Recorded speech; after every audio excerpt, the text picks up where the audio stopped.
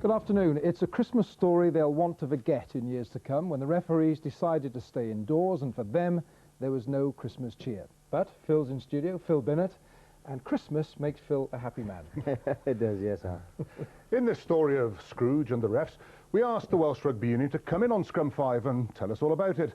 They sent us a statement, matters to be resolved, delicacy of the situation, Merry Christmas, but basically, no thanks. So, for opinions on the strike, we went outside.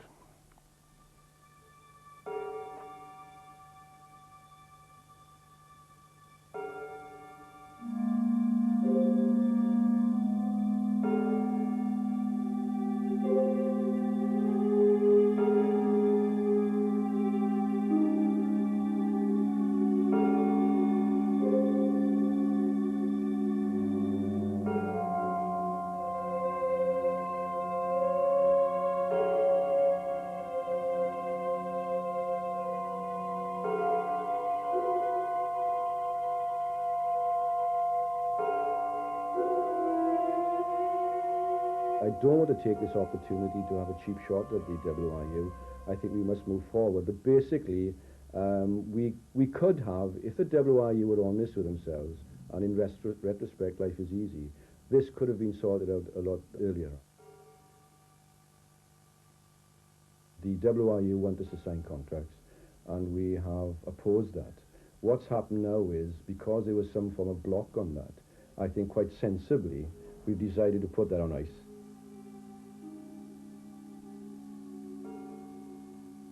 The 5 divisions are what we wanted. That was also agreed, so now this package covers the 5 divisions.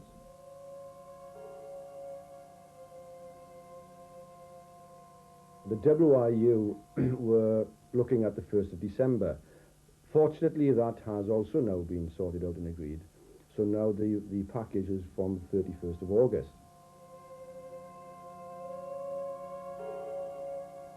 It's not a king's ransom.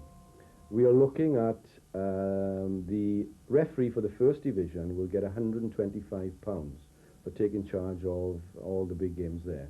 Then we have a sliding scale, which will be £75 for the 2nd division, £40 for the 3rd division, and then £30 for the 4th and 5th.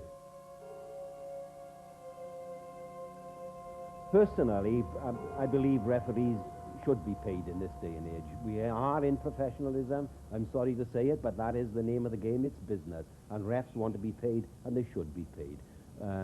One thing about that is that they will be more accountable, and that is a good thing for Welsh Rugby. It's very difficult with a union.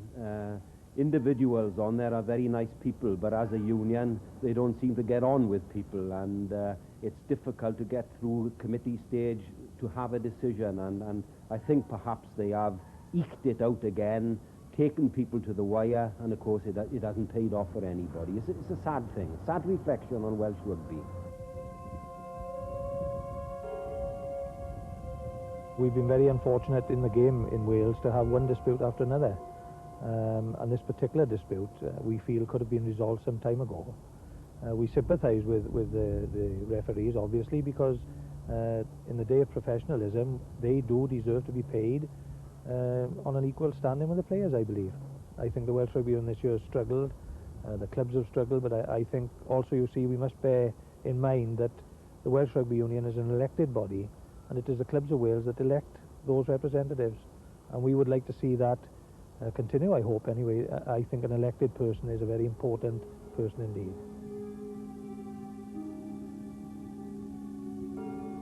I think the union have been sort of very inflexible, very obstinate. I think the fact that the union and the referees have been allegedly talking for 8 months now, and I think the resolution is really what the referees were asking for in the first place, and it just shows that the union, yes, they want to remain in control of everything, but I think they've got to be able to demonstrate that they're capable of doing it. It actually took the reality of the games being off to bring the matter into focus. I think the union probably thought that the referees wouldn't carry out their threat of strikes.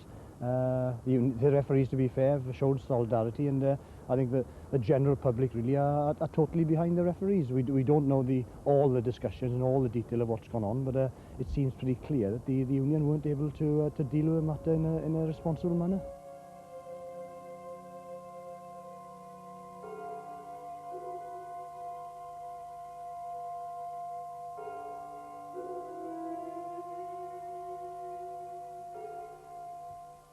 Well, it wasn't a particularly merry Christmas at the Arms Park. Cardiff Swansea, of course, should have been yesterday, and Phil, down at Strelly Park, it should have been Llanelli Bridgend. Gareth Jenkins made the trip to Gloucester to watch Leeds, but that's not a trip you would have wanted, is it? No, I talked to Gareth yesterday morning and he was devastated, really. We know the problems that Llanelli have with the cash situation, and he has to Bridgend Saturday before Christmas, a decent crowd, first home game for a while, and no match is to take place.